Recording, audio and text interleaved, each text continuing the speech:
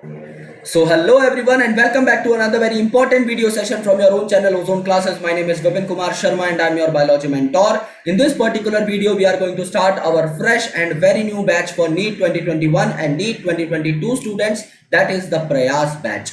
So जैसा कि मैंने आप लोगों से प्रॉमिस किया था कि हम लोग साइटोलॉजी से अपने सिलेबस की डिस्कशन की शुरुआत करेंगे, तो मैं यहाँ पर हाजिर हूँ सेल बायोलॉजी के पहले लेक्चर के साथ और इस लेक्चर का कोड है PC8। ओके, PC8 का मतलब है प्रयास बैच चैप्टर नंबर 8 और लेक्चर नंबर 1। सो इस हिसाब से आपको लेक्चर सीरीज ढूंढने में कभी भी कोई भी प्रॉब्लम नहीं होगी। अगर मैं लिखता हूं PC1 तो इसका मतलब होगा प्रयास बैच का चैप्टर नंबर 1, उसका lecture number 1, lecture number 11, lecture number 18 and so on, जिससे कि आपको एक पूरे के पूरे बेटर डिफाइंड सीक्वेंस में अपनी प्लेलिस्ट भी मिल जाए और अकॉर्डिंगली आपको सारे के सारे चैप्टर्स भी मिल जाएं। So please make sure to understand the importance of this code, क्योंकि यहीं से आपको पता लगेगा कि प्लेलिस्ट में कौन से आपके फ्रेश बैच के लेक्चर्स हैं और कौन से आपके पुराने लेक्चर्स, जिससे कि आप अकॉर्डिंगली सारी चीजों को देख पाएं। तो गाइज ऐसा पहली बार हुआ है कि आप लोगों को एक चैप्टर को स्टार्ट करने से पहले ही उसके सारे साइंटिस्ट की लिस्ट मिल जाए। सेल चैप्टर में जितने भी साइंटिस्ट हैं उन सारे साइंटिस्ट को हम लोग आज देखने वाले हैं, उनके द्वारा किए गए जो काम है उनको हम लोग जानने वाले हैं in this one shot video. तो यहां पर क्या होगा, जो एनसीईआरटी के सारे साइंटिस्ट हैं जो एनसीईआरटी में मेंशन है उनकी तो हम बात करने ही वाले हैं। इसके अलावा काफी सारे ऐसे साइंटिस्ट हैं जिनकी इंपॉर्टेंट बातें आपके लिए जानना जरूरी है, तो उन एक्स्ट्रा एच साइंटिस्ट के बारे में भी हम जानेंगे। सेल चैप्टर के जितने भी साइंटिस्ट हैं उनके बारे में हम आज ही जान लेंगे, जिससे जब हम चैप्टर को पढ़े और उनका नाम आए तो हमें उनके नाम रिवाइज हो जाए। बिकॉज अगर आप नीट 2022 के बारे में सोचें तो आपको अंदाजा लग जाना चाहिए, या नीट 2021 के बारे में सोचें तो अंदाजा लग जाना चाहिए कि साइंटिस्ट के नाम पर काफी क्वेश्चन होंगे। अगर आप 2020 का पेपर देखें तो यहां पर डायरेक्टली काफी सारे क्वेश्चन सिर्फ साइंटिस्ट के नाम पर बेस्ड थे, जैसे कि आपके सट्टन और बोवरी की जो हाइपोथेसिस थी उसको एक्सपेरिमेंटल फॉर्म में कौन लाया, मॉर्गन साहब। सीधा क्वेश्चन, जिनको पता था वो डायरेक्टली आंसर कर देंगे और 4 नंबर पालेंगे। और वॉन बियर साहब पर भी एक क्वेश्चन था, जिनको पता था इवोल्यूशन में, उन्होंने भी 4 नंबर पा लिए। यानी सिर्फ 2 नामों के बेसिस पर आप अपने 8 मार्क्स कंफर्म कर सकते हैं इन द नीट एग्जामिनेशन। और आगे चलेंगे जब आप तो देखेंगे कि ये जो डेटा है वो बढ़ेगा ही, कभी कम नहीं होगा। तो साइंटिस्ट की इंपॉर्टेंस बहुत बहुत ज्यादा है साइंस में, इसीलिए उन्हें जानना, उन्हें पढ़ना, उन्हें समझना, परखना बहुत इंपॉर्टेंट है। इसीलिए मैंने ये लेक्चर सीरीज स्टार्ट किया जिसका नाम है साइंटिस्ट विंडो, जहां पर हम हर चैप्टर से पहले उनके साइंटिस्ट के बारे में सारी बातें जान चुके होंगे। सो गाइज, अगर आपने अभी तक मेरा टेलीग्राम चैनल ज्वाइन नहीं किया है तो प्लीज ज्वाइन कर लीजिए। ओजोन क्लासेस नाम से टेलीग्राम चैनल है, लिंक डिस्क्रिप्शन में है। बहुत इंपॉर्टेंट चैनल है, फ्री वीडियोस के लिंक्स यहां पर आते रहते हैं, आप लोगों को बहुत बेनिफिट होगा, तो प्लीज इसे ज्वाइन कर लीजिए। मेरा दूसरा यूट्यूब चैनल भी है जिसका नाम है ओजोन क्लासेस 2.0, प्लीज उसे भी सब्सक्राइब कर दीजिए, वो मेरा बैकअप चैनल है, उसका लिंक भी डिस्क्रिप्शन में आपको मिल जाएगा। और अगर आप इंस्टाग्राम पर है और अगर आप मुझसे जुड़ना चाहते हैं तो विपिन शर्मा बायोलॉजी नाम के इंस्टाग्राम हैंडल पर आप मुझे फॉलो कर सकते हैं। So this is the first video of the Prayas batch and we are striking back to our syllabus. सारे के सारे साइंटिस्ट को जानना, समझना, परखना इज वेरी वेरी इंपॉर्टेंट, इसीलिए सबकी लिस्ट बना दी है। बहुत चीजें आपको एडिशनली जानने को मिलेंगी और आपको बहुत मजा आ जाएगा, दैट इज अ श्योरिटी। यहां से एम्स जिपमर में बहुत क्वेश्चन पूछे जाते थे, इसीलिए मैंने किसी भी चीज को बिना छोड़ते हुए, बिना स्किप किए हुए आप लोगों के लिए लिस्ट तैयार की है, जो कि फिलहाल कहीं भी अवेलेबल नहीं है। ये मेरी बुक का एक छोटा सा पार्ट है जो आप लोगों के सामने मैं पेश करने वाला हूं। तो साइंटिस्ट विंडो यहां पर नाम है इस पूरे कॉलम का, जहां पर हम साइंटिस्ट के नाम देखेंगे और सिमिलरली हम यहां पर देखेंगे कि उन साइंटिस्ट ने क्या डिस्कवर किया, कौन सी टर्म दी, कौन से प्रोसेस को इजाद किया, या फिर उनके इंपॉर्टेंट रोल्स क्या थे साइंस में। सो रॉबर्ट हुक साहब ने सबसे पहला सेल डिस्कवर किया था according to him, but that was a cork cell. It means that they were just the cell walls, they were dead cell. उन्होंने जो देखा वो सिर्फ कंपार्टमेंट्स थे, ओके, वो रियल सेल्स नहीं थे, वो एक्चुअल सेल्स नहीं थे, वो डेड सेल थे, वो कॉर्क सेल थे। तो अगर कोई पूछे कि पहला सेल किसने देखा तो रॉबर्ट हुक आप नाम लिख सकते हैं, लेकिन कोई अगर पूछे कि पहला लिविंग सेल किसने देखा तो आप एंटोन वॉन ल्यूवेनहॉक की चर्चा करेंगे। एंटोन वॉन ल्यूवेनहॉक ने पहला लिविंग सेल देखा था और इन्हें नाम दिया था एनिमल क्यूल। क्योंकि वो जो सेल थे सिंस वो लिविंग थे वो थोड़े बहुत मोशन में थे और अकॉर्डिंग टू एंटोन वॉन लीवनहॉक ये छोटे एनिमल की तरह दिखाई दे रहे थे, तो इन्होंने उन सेल्स का नाम एनिमलक्यूल्स रखा। जैसे कि मॉलिक्यूल्स होते हैं जो कि आगे चल के बड़े बड़े कंपाउंड्स बनाते हैं या बायोमैक्रोमॉलिक्यूल्स बनाते हैं, सिमिलरली आपके एनिमल्स को बनाने वाले जो सेल्स हैं उन्हें एनिमलक्यूल्स बोला गया। ये जो टर्म है ये एंटोन वॉन लीवनहॉक साहब ने दी थी, ये भी आप यहीं पर जो है नोट कर सकते हैं। प्लस ये जो डेड सेल थे दोस्त, ये एक्चुअली सेल वॉल्स थी। काफी बार स्टूडेंट्स को कंफ्यूजन होती है कि ये सेल वॉल्स थी या सेल मेम्ब्रेन, तो आपको याद रखना है कि रॉबर्ट हुक ने कॉर्क सेल देखा था, and cork cell is what? Cork cell is a plant cell, और प्लांट सेल में सेल मेम्ब्रेन के ऊपर हमेशा सेल वॉल जो है वो रहती है। सो ये आपकी सेल वॉल थी, ना कि सेल मेम्ब्रेन। उसके बाद आपके रॉबर्ट हुक साहब ने एक बुक भी लिखी जिसका नाम था माइक्रोग्राफिया। तो ये बहुत इंपॉर्टेंट है। माइक्रो से आप याद रख सकते हैं, माइक्रो मतलब सेल के साइज की बात हो रही है, तो माइक्रोग्राफिया में इन्होंने अपने कॉर्क सेल के डिस्कवरी को बेसिकली क्या किया था? जस्टिफाई किया था और सेल के बारे में बेसिक चीजें बताई थी। He is the father of cytology, cytology के ये फादर हैं, that is also very important point. तो काफी सारे important points related to Robert Hooke आपके एक ही पर्टिकुलर कॉलम में खत्म हो गए कि कॉर्क सेल इन्होंने डिस्कवर किए थे जो कि एक्चुअल में सेल वॉल थी, माइक्रोग्राफिया इन्होंने लिखी थी, और फादर ऑफ साइटोलॉजी ने कहा जाता है। फादर ऑफ मॉडर्न साइटोलॉजी आपके रॉबर्ट हुक नहीं है, जस्ट इसके नीचे आपको दिखाई दिया है मॉडर्न साइटोलॉजी के फादर कौन थे? स्वानसन आपके मॉडर्न साइटोलॉजी के पिताजी हैं। That is very very critical. Anton von Leeuwenhoek ने फर्स्ट लिविंग सेल को देखा था और उसे एनिमलक्यूल बोला था, तो एनिमलक्यूल टर्म इन्होंने दी और फर्स्ट लिविंग सेल को इन्होंने देखा। रॉबर्ट ब्राउन जो है, रॉबर्ट हुक ने क्या डिस्कवर किया था? सेल, और रॉबर्ट ब्राउन ने क्या डिस्कवर किया था? न्यूक्लियस। ये क्वेश्चन आपका नीट में आ चुका है। This is a NEET past year question paper. Okay, Robert Brown ने क्या डिस्कवर किया था? न्यूक्लियस। स्क्लेडन और स्वान ने क्या दिया था? इन्होंने सेल थ्योरी दी थी। इन्होंने कहा था कि जितने भी दुनिया में ऑर्गेनिजम्स है वो सारे सेल और सेल प्रोडक्ट्स के मिलकर बने हैं, कोई भी ऐसा लिविंग ऑर्गेनिज्म नहीं है जो बिना सेल के सरवाइव कर सकता हो। इसके बाद एक और साइंटिस्ट आए थे जिन्होंने सेल थ्योरी को मॉडिफाई किया था, फाइनल शेप दी थी, जिनका नाम था रूडोल्फ विर्को। सो विर्को साहब ने क्या किया था? विर्को साहब ने कहा था ओमनिस सेलुला ई सेलुला। ओमनिस सेलुला ई सेलुला मतलब आपके जो सेल्स हैं they come from the pre existing cell. आप आज जो सेल्स देख रहे हैं वो पुराने सेल्स की डिवीजन से बने हैं। आपका जो एक सेल है वो डिवाइड करता है और दो डॉटर सेल्स बना लेता है जिन्हें आप न्यू सेल्स बोलते हैं। For example let's say this is a cell, तो ये सेल जब डिवाइड करेगा मेरे दोस्त तो जाके आगे क्या बनाएगा? आपके दो डॉटर सेल्स बनाएगा। तो यहाँ पे क्या हुआ? ये जो दो डॉटर सेल थे कहां से आए? ये प्री एग्जिस्टिंग पेरेंट सेल से आए। इसी प्रोसेस को हमने बोला है ओमनिस सेलुला ई सेलुला, और ये बात किसने कही थी? रूडोल्फ विर्को साहब ने कही थी। और ये बात जो है मेरे दोस्त ये आपकी नीट पास्ट ईयर क्वेश्चन में पूछी जा चुकी है। It is very very critical from examinations point of view. तो ये आपके कुछ साइंटिस्ट थे। रूडोल्फ विर्को साहब ने सेल थ्योरी को मॉडिफाई किया और कहा ओमनिस सेलुला ई सेलुला, यानी cells comes from the pre existing cell. Very important statement, या फिर कहूं तो इस पूरे के पूरे लेक्चर की सबसे इंपॉर्टेंट स्टेटमेंट जिससे डायरेक्टली क्वेश्चन उठकर आता ही आता है। डुजार्डिन ने क्या कहा था? डुजार्डिन ने कहा था इन्होंने प्रोटोप्लाज्म को डिस्कवर किया था और इसे सार्कोड कहा था इन्होंने। ओके, तो सार्कोड जो टर्म है वो आपके डुजार्डिन साहब ने दी थी और इन्होंने प्रोटोप्लाज्म की भी डिस्कवरी की थी। ओके, तो इन्होंने तो प्रोटोप्लाज्म को सार्कोड कहा, तो प्रोटोप्लाज्म टर्म किसने दी? परकिंजी साहब ने आपकी प्रोटोप्लाज्म टर्म दी। परकिंजी साहब ने आपकी प्रोटोप्लाज्म टर्म यहां पर दी। Very important from examinations point of view, crystal clear होनी चाहिए सारी चीजें।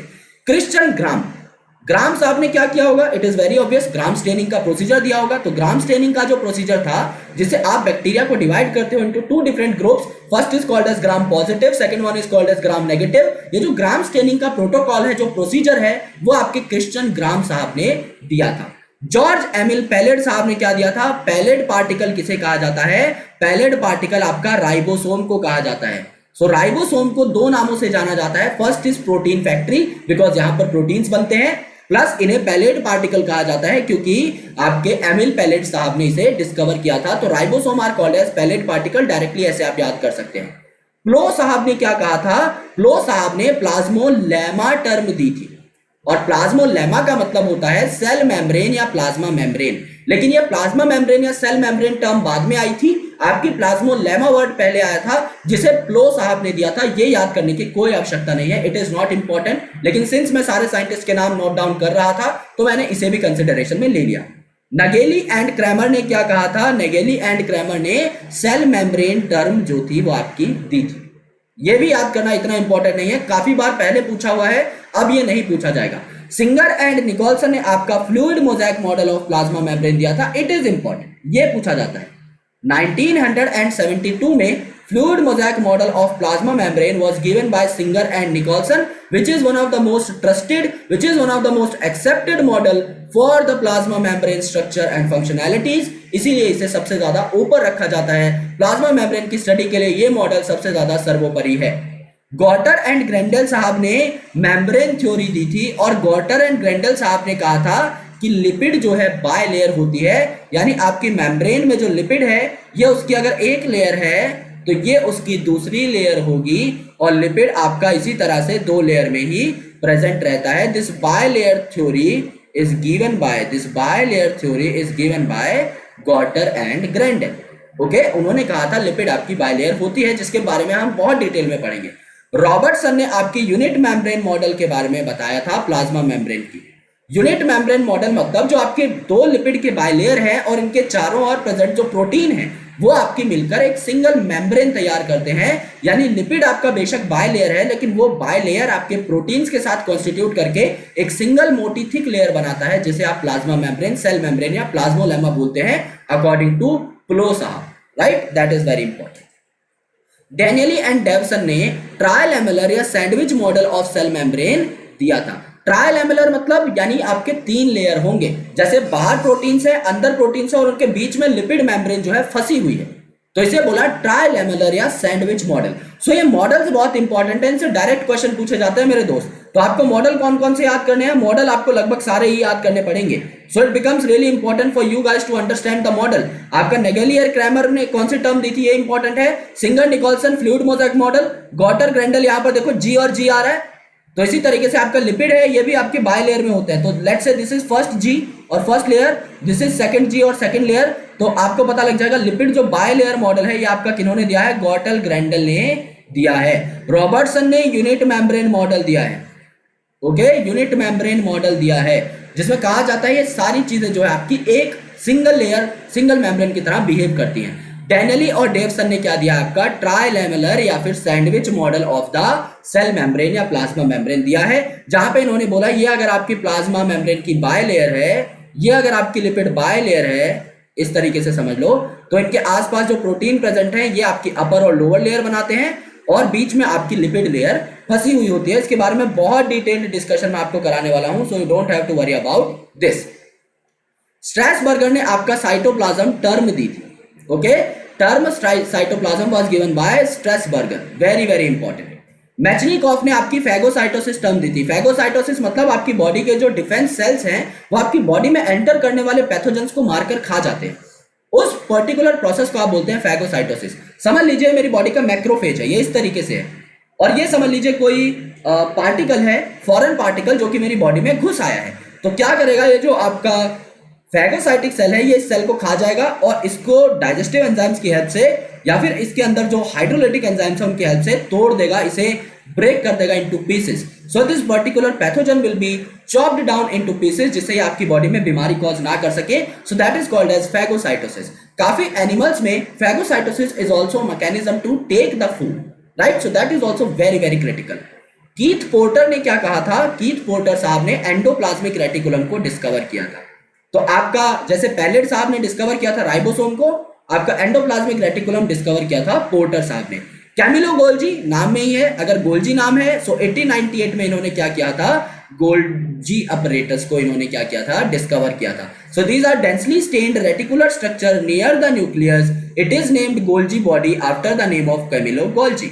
तो अगर आप सेल का स्ट्रक्चर देखें तो ये आपका न्यूक्लियस होता है, और ये जो न्यूक्लियस की आउटर मेम्ब्रेन है ये आपका ईआर से जुड़ी हुई होती है, यानी एंडोप्लाज्मिक रेटिकुलम से, जो कि कीथ पोर्टर साहब ने डिस्कवर किए थे। और इसके जस्ट बाद आपका क्या प्रेजेंट होता है? नियर द न्यूक्लियस आपका गोल्जी कॉम्प्लेक्स प्रेजेंट होता है, इस तरीके से गोल्जी कॉम्प्लेक्स इस तरीके से प्रेजेंट होता है। सो ये गोल्जी कॉम्प्लेक्स किसने डिस्कवर किया था? आपका कैमिलो गोल्जी साहब ने।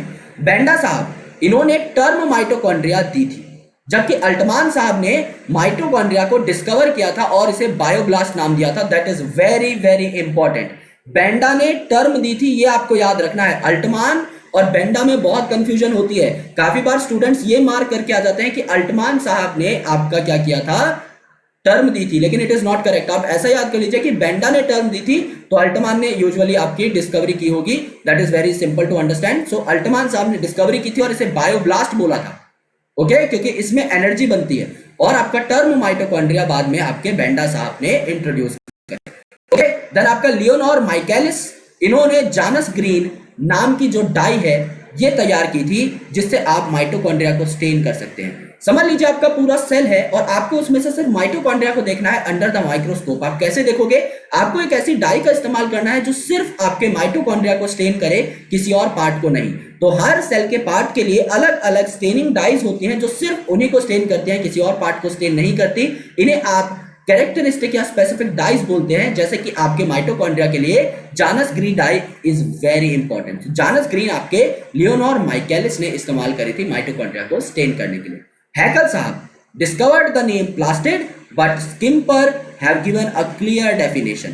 तो आपका जो प्लास्टिड है इसकी डिस्कवरी और इनका नाम जो है हैकल साहब ने दिया था, लेकिन स्किम्पर ने जो है इसकी क्लियर डेफिनेशन आगे रखी थी। ये बात बहुत पहले एम्स में पूछी गई थी, बट अब ये नहीं पूछी जाती। तो मैं आपको एंड में बता भी दूंगा कि कौन कौन सी बातें आपको याद रखनी है। बाकी सिर्फ आप एक बार जहन में टिका लीजिए, आप भूल भी जाए तो उससे कोई फर्क नहीं पड़ेगा, ओके। क्रिश्चियन डी डब, इन्होंने लाइसोसोम जो है आपका डिस्कवर किया था, ओके, और इनका नाम भी दिया था। क्रिश्चियन डी डब ने आपका लाइसोसोम डिस्कवर किया था।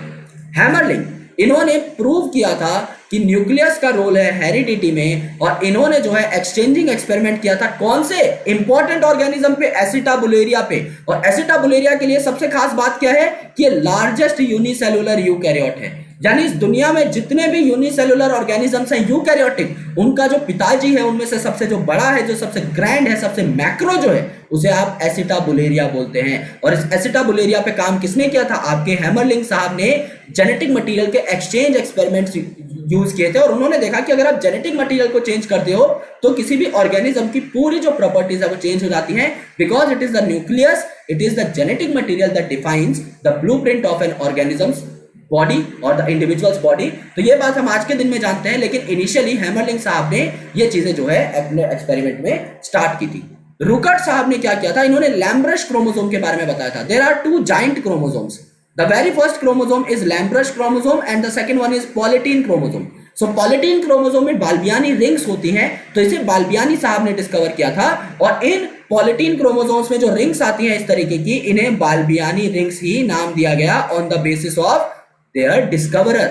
और लैंप ब्रश जो क्रोमोसोम है, जैसे आपकी लैंप ब्रश आती है, टेस्ट ट्यूब ब्रश आप जिसे बोलते हो, जिसे आप टेस्ट ट्यूब साफ करते हो अपने लैब्स में, उस जैसे स्ट्रक्चर की आपका जो है क्रोमोसोम प्रेजेंट रहता है। ये आपके रुकर्ट साहब ने सबसे पहले डिस्क्राइब किया था। Very important word, describe, okay. Zsigmondy साहब ने क्या किया था? इन्होंने डार्क फील्ड माइक्रोस्कोप को डिस्कवर किया था, ओके। सो डार्क फील्ड में डी आता है और जिगमॉन्डी में भी डी आता है, तो आप थोड़ा बहुत रेलेवेंट इसे मान सकते हैं। जर्नीक साहब ने क्या किया था? इन्होंने फेज कॉन्ट्रास्ट माइक्रोस्कोप को आपका डिस्कवर किया था।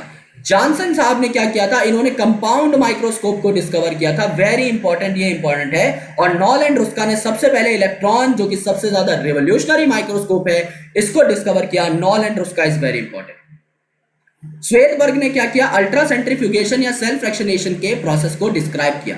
इसीलिए जब आप राइबोसोम की यूनिट्स के नाम लिखते हैं तो वो क्या होते हैं दोस्तों? आप हमेशा बोलते हैं there is 70s ribosome, there is 80s ribosome. क्यों? ये एस क्या है? इट इज सेडिमेंटेशन कोफिशिएंट और द श्वेतबर्ग यूनिट, क्योंकि श्वेतबर्ग साहब ने इसे डिस्क्राइब किया और सेडिमेंटेशन में ये काम आती है। सेंट्रीफ्यूगेशन के दौरान जब चीजें सेडिमेंट होती हैं तो इस एस वैल्यू के अकॉर्डिंग ही होती हैं, तो इसीलिए श्वेतबर्ग साहब का नाम आता है अल्ट्रा सेंट्रीफ्यूगेशन और सेल्फ फ्रैक्शनेशन में। रॉन्टजन साहब ने क्या किया था? इन्होंने एक्स रे को डिस्कवर किया था। Very important and very revolutionary thing he has done for science.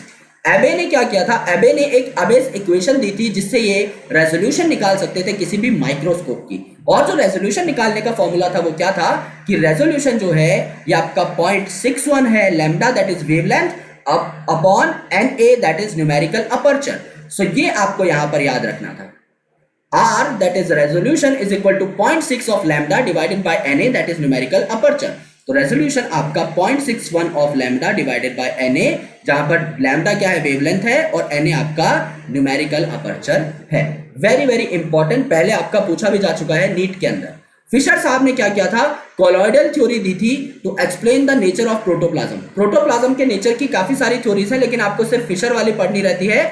लेकिन इसके अलावा एक और है कॉलिकर वाली, जो कि मोस्ट एक्सेप्टेड है। He proposed the crystallo-colloidal theory to explain the nature of protoplasm, which is the most accepted one. अब ये जो आपकी थ्योरीज है, ये यूजुअली नहीं पूछी जाती एग्जामिनेशन में। काफी बार ये पूछ लेता है कि थ्योरी दी किसने, या फिर सबसे मोस्ट एक्सेप्टेड जो प्रोटोप्लाज्म की थ्योरी है वो किस साइंटिस्ट ने प्रपोज की। तो कॉलिकर साहब की जो थ्योरी है ये सबसे ज्यादा डिफाइंड, सबसे ज्यादा क्रिस्प है। और हक्सली साहब जो थे, इन्होंने प्रोटोप्लाज्म को कहा था फिजिकल बेसिस ऑफ लाइफ। ये क्वेश्चन बहुत इंपॉर्टेंट है। तो अब मैं आप लोगों को बता देता हूं कि आप लोगों के लिए इंपॉर्टेंट क्वेश्चंस कौन कौन से हैं, यानी इस सारे के सारे आपको लेक्चर में से याद कौन कौन सी चीजें रखनी है, मैं आपको वो बता देता हूं। रॉबर्ट हुक, डायरेक्टली क्वेश्चन पूछा जाता है। इन्होंने डेड सेल देखे थे, तो कौन से सेल देखे थे, कॉर्क सेल और सेल वॉल थी वो बेसिकली। माइक्रोग्राफिया इन्होंने बुक लिखी थी, and father of cytology. All points are very very important and very very crisp. Swanson साहब को मॉडर्न साइटोलॉजी का पिताजी कहा जाता है। काफी बार पूछ लेता है, काफी बार नहीं पूछता। Not very important, but yes you have to mention it somehow. Anton von Leeuwenhoek पे पूछता है कि पहला लिविंग सेल इन्होंने देखा था, नीट का ही क्वेश्चन है, और इन्होंने इसे एनिमलक्यूल बोला था। रॉबर्ट ब्राउन न्यूक्लियस, नीट का क्वेश्चन है। Schleiden and Schwann, cell theory, और विर्को ओमनिसेलुला ई सेलुला, ये सारे पॉइंट्स इंपॉर्टेंट है, क्योंकि सारे के सारे स्वानसन के अलावा सारे के सारे आपके एनसीईआरटी के पॉइंट्स हैं, एक भी पॉइंट बाहर का नहीं है। रुडोल्फ विर्को, ये क्वेश्चन आपका हो सकता है ऑल्टरनेट ईयर पे नीट में आ जाए। Very very critical point. Dujardin वाला, यूजुअली इनमें सार्कोड वर्ड दिया था, काफी बार पूछ लेता है, बट आपको इस टाइम पे याद करने की जरूरत नहीं है। परकंजी ने प्रोटोप्लाज्म टर्म दिया था, याद करने की जरूरत नहीं है। क्रिश्चियन ग्राम ने ग्राम स्टेनिंग दी थी, याद करने की वैसे भी जरूरत नहीं है, नाम में ही है। पैलेड पार्टिकल्स किसे कहा जाता है, राइबोसोम को, ऐसे क्वेश्चन आ सकता है, ये इंपॉर्टेंट है। प्लो साहब ने प्लाज्मोलेमा टर्म दी थी, याद नहीं करना। नेगली एंड क्रैमर ने सेल मेम्ब्रेन टर्म दी थी, चाहो तो याद कर सकते हो, वैसे नहीं पूछा जाता। Singer and Nicolson fluid mosaic model of plasma membrane पूछा जाता है। गॉटर एंड ग्रेंडल आपका इन्होंने कहा था लिपिड बायलेयर आपका नेचर है मेम्ब्रेन का, बिल्कुल सही बात है, ये पूछा जाता है। रॉबर्टसन ने यूनिट मेम्ब्रेन दी थी, बिल्कुल सही है, पूछा जाता है। डेनियली एंड डेवसन ने ट्राइलेमुलर मॉडल या सैंडविच मॉडल दिया था, ये पूछा जाता है। स्ट्रेसबर्गर ने साइटोप्लाज्म टर्म दी थी, नहीं पूछा जाता। मेचनिकॉफ ने फैगोसाइटोसिस टर्म दी थी, एम्स में पूछा जाता था, जिप्पन में पूछा जाता था, नीट में नहीं आता यूजुअली, अब नहीं पूछा जाएगा। पोर्टर साहब एंडोप्लाज्मिक रेटिकुलम, यूजुअली नहीं पूछा जाएगा। कैमिलो गोल्जी, याद करने की जरूरत ही नहीं है कि इन्होंने गोल्जी दी होगी। टर्म आपका बेंडा ने दिया था, ये याद रखना है। तो अल्टमान ने क्या किया होगा, डिस्कवर किया होगा। माइकलिस ने जेनस ग्रीन डाई को इस्तेमाल किया था, नहीं पूछा जाता। हेकल साहब ने, बेसिकली इंपॉर्टेंट है कि Janus green dye is used for mitochondria, बात इंपॉर्टेंट है, लेकिन यहां पर माइकलिस सर का नाम इंपॉर्टेंट नहीं है। ओके, हैकल और स्किम्पर की जो बात है ये यूजुअली नहीं पूछी जाती, इसको आप स्किप कर सकते हैं। क्रिश्चियन डी डव ने लाइसोसोम डिस्कवर किया था, पूछा जा सकता है। एसिटाबुलेरिया इज लार्जेस्ट यूनिसेलुलर यूकैरियोट, ऐसे पूछा जाएगा। हैमरलिंग का एक्सपेरिमेंट फिलहाल नहीं पूछा जाता। लैम्ब्रश और डार्क पॉलिटीन क्रोमोसोम आपको मैं अलग से कराऊंगा, ये पूछे जाते हैं, लेकिन इनमें इनके साइंटिस्ट का नाम नहीं पूछा जाता, अलग क्वेश्चंस आते हैं इनके ऊपर, वो मैं आपको बता दूंगा। जिग्मोंडी डार्क फील्ड, ये पूछा जाता है। फेज कॉन्ट्रास्ट और कंपाउंड यूजुअली नहीं पूछा जाता। नॉल एंड रुस्का आपका इलेक्ट्रॉन माइक्रोस्कोपी पूछा जाता है। रॉन्टजन आपका एक्सरे पूछा जाता है, वेरी इंपॉर्टेंट। और एबे ने जो इक्वेशन दी थी, इसमें सिर्फ formula of resolution that is 0.61 lambda by Na, ये आपसे पूछा जाएगा, पूछेगा तो, इसके अलावा नहीं पूछेगा। फिशर की थ्योरी आपको सिर्फ नाम याद रखना है, कोलॉइडल थ्योरी। और आपका क्रिस्टोकोलॉइडल थ्योरी जो कि आपके कॉलिकर ने दी थी, which is the most accepted, so सिर्फ कॉलिकर सर का नाम याद रखना है। ओके, और हक्सली ने प्रोटोप्लाज्म को फिजिकल बेसिस ऑफ लाइफ बोला, सिर्फ ये याद रखना है, अदर देन दैट आपको कुछ भी याद रखने की जरूरत नहीं है। तो guys, these are some important points about the initial topic that is the basics of your cell biology. कल से हम हमारे कंसेप्ट को समझने वाले हैं, तो प्लीज मेक श्योर आप चैनल पर बने रहें। मेरा अनअकैडमी पर नया बैच लॉन्च हो चुका है, जो कि 21 सितंबर से लाइव हो जाएगा। तो अगर आप अनअकैडमी का सब्सक्रिप्शन लेना ही चाहते हैं, मैं आपको पर्सनली ऐसा बिल्कुल भी फोर्स नहीं करूंगा कि आप लीजिए सब्सक्रिप्शन, लेकिन अगर आपके मन में है कि आप लेना चाहते हैं तो आप मेरा कोड यूज कर सकते हैं, इससे आपको डिस्काउंट मिल जाएगा 10% और आप मेरे पर्सनल बैच में आ जाएंगे। मैं पर्सनली आपको ग्रूम करूंगा। तो विपिन कोड लगाएं और अगर आपको सब्सक्रिप्शन नहीं लेना मत लीजिए, लेकिन अपने दोस्तों को इस कोड के बारे में जरूर बताइए, मेरी इससे थोड़ी बहुत हेल्प हो जाएगी। तो आप विपिन कोड का इस्तेमाल कर सकते हैं। That is very very important for you guys to get the discount and for me as well, क्योंकि खाली खाली बैच अच्छा नहीं लगता। मैं चाहता हूं कि अपने ही बच्चे जो है बैच में आए और अच्छे तरीके से पढ़ाई करें। तो बैच एकदम भरा भरा रहे तो बढ़िया लगेगा, मुझे भी तुम्हें भी, और यहां पर भी अच्छा बैच चलता रहेगा, वहां पर भी अच्छा बैच चलता रहेगा। तो विपिन कोड का इस्तेमाल करें। प्राइसेस बढ़ने वाले हैं 4-5 दिन के अंदर अंदर, तो डबल तो नहीं होंगे प्राइस, अराउंड 60% 50% का हाइक है। तो अभी जो 32,000 का कोर्स है वो आगे 45-46 हजार का मिलेगा आपको। तो इन 5-6 दिनों में प्लीज पेमेंट कर दीजिए अगर आपको सब्सक्रिप्शन लेना है, अदरवाइज आपको 18-19 हजार का लॉस होगा। पर्सनली मुझे ये बात बिल्कुल भी अच्छी नहीं लगेगी, बिकॉज मैं भी एक मिडिल क्लास फैमिली से हूँ। 17-18 हजार रुपए बिना वजह ही दे देना is really not possible for me at this point of time. तो आई होप आप इस बात को समझेंगे। तो मिलते हैं यार गाइस, लॉट्स ऑफ लव। और प्रयास बैच में प्रयास ये रहेगा कि फाड़ डालें। Thank you so much, love you, bye bye. Share कर देना वीडियो दोस्तों के साथ, इसे शेयर कर देना पक्का पक्का। बाय।